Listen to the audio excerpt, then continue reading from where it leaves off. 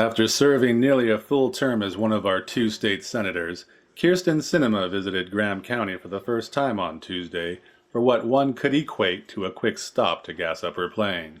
Sinema spent just 80 minutes on the ground in Graham County in an efficient and somehow seemingly sufficient effort to hear the issues plaguing Graham and Greenlee counties from the local leaders themselves.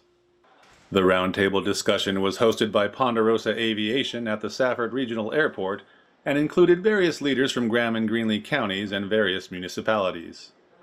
The stop was part of a statewide crisscrossing tour Sinema is partaking, visiting with local leaders and talking about infrastructure and other issues dear to them.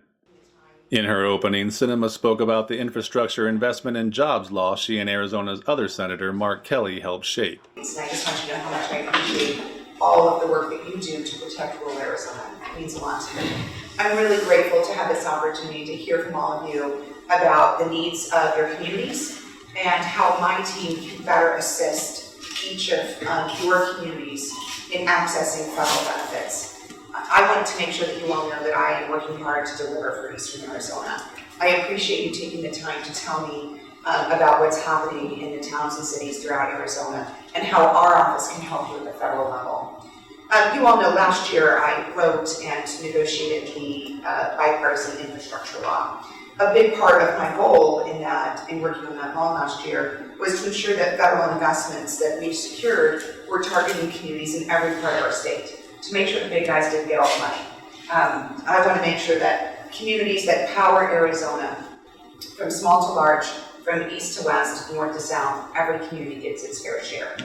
Since she was elected to replace outgoing Senator Jeff Flake in November 2018, Sinema has been sort of a John McCain maverick for the Democratic Party, as she has blazoned her own trail on various occasions. In person, she didn't disappoint and expressed her independent spirit on more than one issue while answering questions. She stood firm in her conviction over her stance on the Inflation Reduction Act and expressed gratitude that it passed the Senate. Yeah, you know, it was a hard-fought weekend, I tell you. I didn't get much sleep. But I'm really proud of the fact that this bill delivers for Arizona. In addition to the $4 billion of drought funding that I negotiated into that package, I also am really proud of the work that we did standing up for businesses, small and medium-sized businesses throughout Arizona, to ensure that they're not facing an increased tax burden. I'm also really proud of the work we did to ensure that manufacturers, who are an important part of Arizona's future, are not going to be facing huge tax increases, that they'll continue to do the work they need to do for us to implement infrastructure, our CHIPS Plus, and of course, face a changing climate. Finally, the last thing I'll say is that the investments that this new law will make in terms of addressing a changing climate are incredibly important for Arizona. As I mentioned earlier, we're in the midst of a 1,200-year drought, and all of us in Arizona recognize that we've got a changing climate.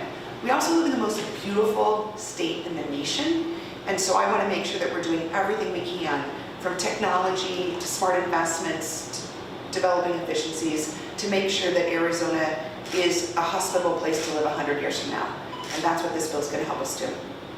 And while responding to Eastern Arizona College President Todd Haney's query regarding Pell Grants and college tuition, Sinema repelled the notions of loan debt forgiveness and free tuition.